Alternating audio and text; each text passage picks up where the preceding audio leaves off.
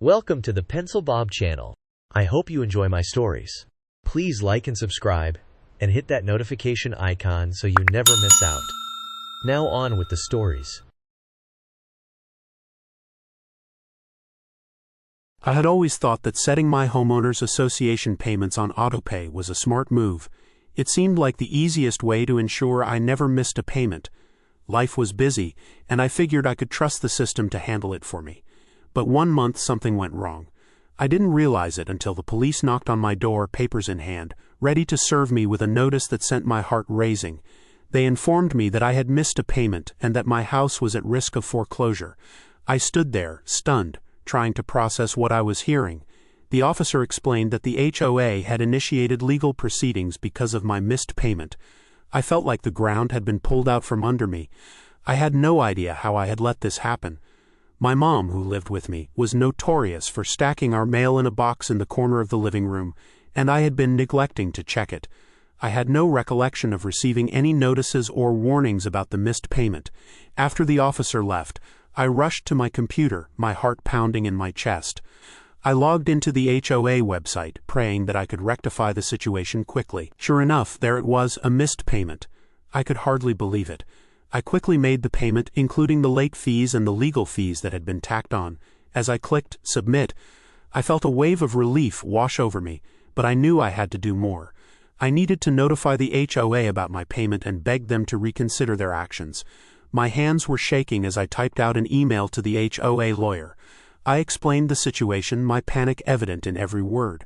I asked if there was anything else I needed to do to prevent my house from being foreclosed. After hitting send, I sat back, staring at the screen, anxiety gnawing at me. The waiting was excruciating. I kept refreshing my inbox, hoping for a quick response. Finally, I received an email from the HOA lawyer. My heart raced as I opened it, half expecting more bad news. Instead, I found a lifeline. They confirmed that they had received my payment and assured me that they would cancel any proceedings against my property. They also reminded me to pay on time in the future. I felt a weight lift off my shoulders, but the anxiety didn't fully dissipate. I still had to check the court dates, as some friends had suggested. After a quick search, I found the court date, which was set for several weeks later. It felt like an eternity away. I made a mental note to keep an eye on the HOA website to ensure everything was cleared up. I couldn't afford to let this happen again. The thought of losing my home was terrifying, and I was determined to stay on top of things from that moment forward. In the days that followed, I became increasingly paranoid about my HOA payments. I logged into the website multiple times to check my status, and I set reminders on my phone to check my mail and email regularly. I didn't want to go through that scare again. One evening, while sifting through the mail, I found a letter from the HOA. My heart raced as I opened it, fearing the worst. Thankfully, it was just a routine update about community events and maintenance schedules. I breathed a sigh of relief but realized I needed to be more proactive about my mail. I decided to talk to my mom about the mail situation. We agreed to sit down together every week to go through the mail, sorting it into categories: bills, HOA-related letters, personal correspondence, and junk. It was a small change, but it made a big difference in my peace of mind. I felt more in control, and I knew I wouldn't miss anything important again. As the weeks went by, I became more diligent about checking my mail and my email. I even created a dedicated folder for HOA-related emails to ensure I wouldn't overlook anything crucial. It felt good to take charge of the situation, and I was determined to avoid any further issues. Then one day, I received another email from the HOA lawyer. This one confirmed that all proceedings against my property had been officially canceled. I felt a rush of relief and gratitude. It was finally over. I quickly replied with a heartfelt thank you, promising to stay on top of my payments in the future. Looking back on the ordeal, I realized how easily things could spiral out of control if you're not careful. A simple missed payment could lead to devastating consequences. It was a wake-up call for me, and I was grateful for the lesson. Life slowly returned to normal, but I never forgot the scare I had. It made me more appreciative of the little things and more vigilant about my responsibilities. I continued to keep a close eye on my HOA payments and made sure to stay in communication with the HOA. Months later, while going through my mail, I found another letter from them. This time it was an invitation to a community meeting. I felt a surge of curiosity and decided to attend. I wanted to be more involved and informed about what was happening in my neighborhood. The meeting turned out to be quite informative. I met several of my neighbors and learned about upcoming community events and initiatives. It felt good to be connected to my community, and I realized that being involved could help me stay informed about important issues, including HOA matters. I exchanged contact information with a few neighbors, and we even discussed forming a neighborhood watch group. It was nice to know that we were all looking out for each other. After that meeting, I established a new routine.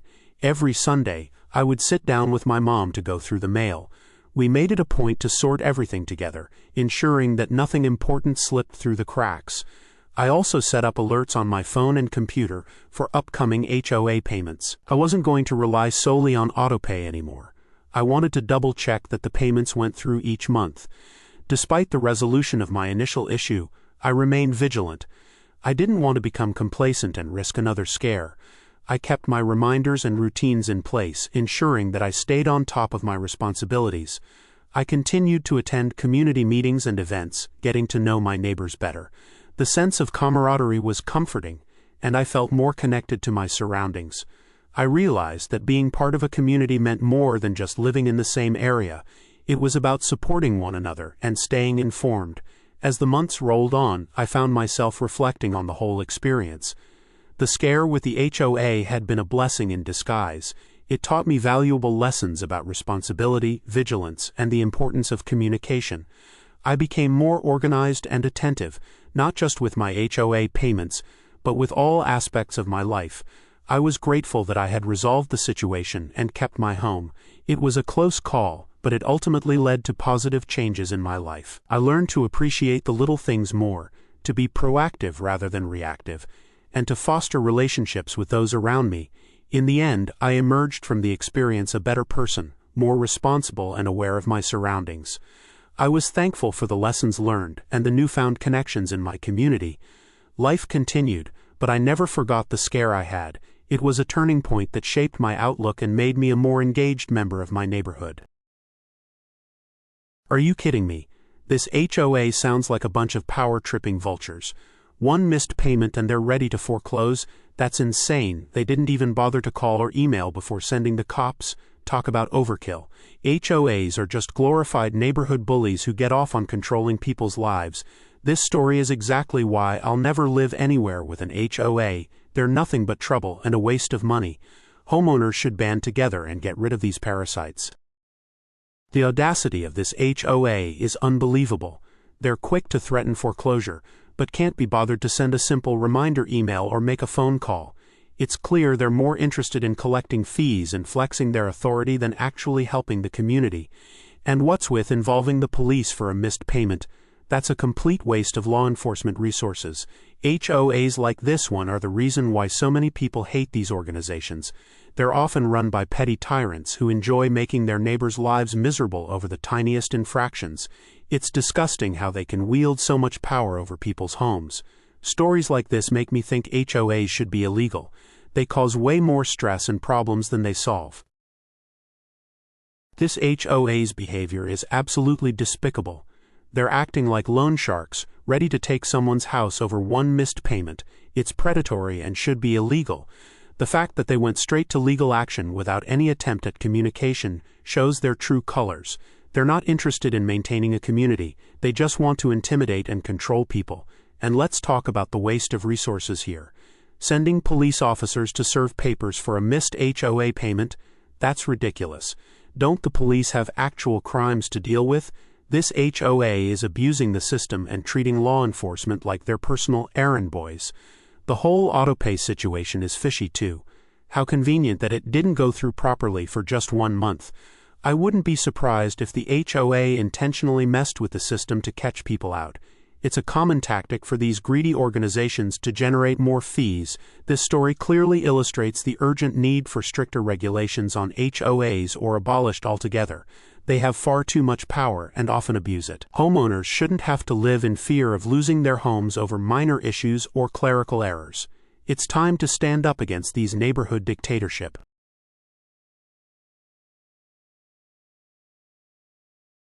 Next door going pro homeowner in HOA discussions. I live in a community governed by a HOA, and like many others, I have had my fair share of frustrations with the way things are managed. I decided to use Nextdoor, a social networking service for neighborhoods, to share my experiences and inform my neighbors about various HOA issues.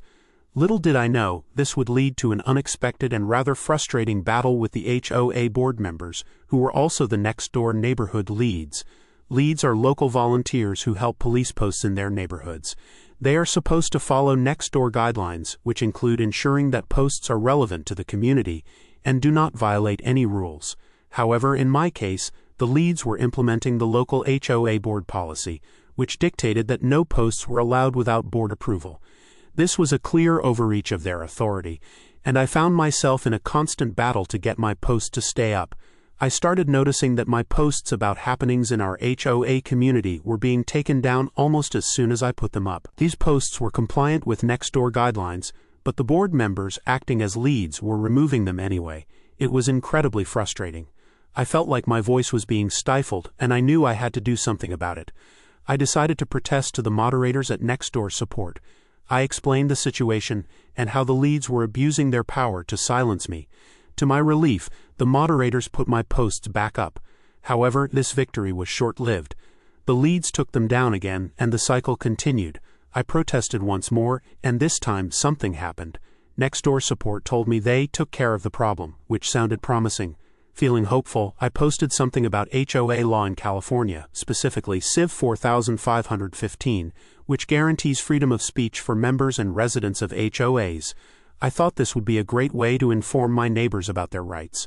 However, another sympathizer with our board members, another lead, took it down with some lame excuse claiming it didn't comply with Nextdoor guidelines. This was clearly not true, as HOA issues are not national partisan politics or fundraisers for charity or political office, which are the types of posts that are prohibited by Nextdoor guidelines.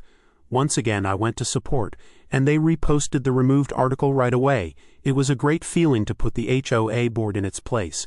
HOA issues are legitimate material for Nextdoor, and the board member trolls leads couldn't remove my posts. This time, it seemed like Nextdoor had truly put out the welcome mat for HOA discussions. Encouraged by this, I continued to post about various HOA issues. I shared information about upcoming meetings, decisions being made by the board, and how these decisions would affect our community. I also posted about the rights of homeowners and residents, and how they could get involved and make their voices heard. The response was overwhelming. My first HOA post got over 1,500 hits in the first 3 hours. People were clearly very interested in the subject, and many of them thanked me for sharing the information. It felt great to know that I was making a difference and helping my neighbors stay informed. However, the battle was far from over. The leads continued to try and take down my posts, but each time I would protest to Nextdoor support, and they would put the posts back up. It was a constant back and forth, but I was determined not to let the HOA board silence me. One day, I decided to take things a step further. I organized a community meeting to discuss the issues with the HOA and how we could work together to address them. I posted about the meeting on Nextdoor, and to my surprise, over 50 people showed up. We had a productive discussion about the problems we were facing and came up with a plan to address them. We decided to form a committee to monitor the actions of the HOA board and hold them accountable. We also agreed to use Nextdoor as a platform to share information and keep everyone informed. The committee was a huge success. We were able to gather evidence of the board's misconduct and present it to the community.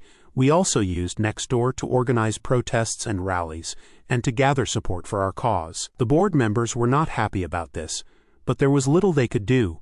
We had the support of the community, and we were determined to make a change. As time went on, more and more people started using Nextdoor to share their experiences and voice their concerns about the HOA. It became a powerful tool for community organizing and advocacy. The board members tried to fight back, but they were no match for the collective power of the community. We were able to bring about significant changes, including new rules to ensure transparency and accountability, and the election of new board members who were more responsive to the needs of the community. Looking back, I am proud of what we were able to accomplish. It was not an easy battle, but it was worth it. We were able to take back control of our community and ensure that our voices were heard. Nextdoor played a crucial role in this, and I am grateful for the support of the moderators who helped us along the way. If you are facing similar issues with your HOA, I encourage you to give Nextdoor a try. It can be a powerful tool for organizing and advocating for change. Remember, if your post gets taken down for a lame excuse, submit a request for higher review with the moderators. Your post should go back up, and you can continue to share information and rally support for your cause. People are very interested in the subject, and you may be surprised at how many of your neighbors are willing to stand with you. In the end, it is all about community. By working together and supporting each other, we can make a difference and create a better, more transparent, and accountable HOA. So don't give up. Keep fighting, keep posting, and keep making your voice heard. I found Nextdoor to be pretty useless too, and I would get kicked off for a week if I said anything or anyone was being stupid or racist, those kind of things, and definitely helps those entitled white folks to keep their neighborhood free from anyone of color, etc. But now I'll take another look at posting about our HOA. I do want potential buyers to know the crap storm they are walking into. My wife is on our HOA board. She wants off, but she's only one of 3 people in a community of 88 units willing to do something. Our board isn't really focused on minuscule enforcement, just trying to repair the previous board's laziness and keep the community fiscally solvent. The complaints she sees in the local mom's Facebook chat can be ridiculous, but nobody shows up to the meetings. I told my wife that I wish they could just say what you've said. Whining won't get you anywhere. If you want to see change, you have to participate. Great points. The other benefit of going through Nextdoor is that their legal team, by allowing the posts, is saying that the material does not violate any confidentiality, trademark, copyright, etc., which is what the board president was arguing, that what is said in board meetings is confidential. Tried telling him that is what executive sessions are for, and those minutes are not released.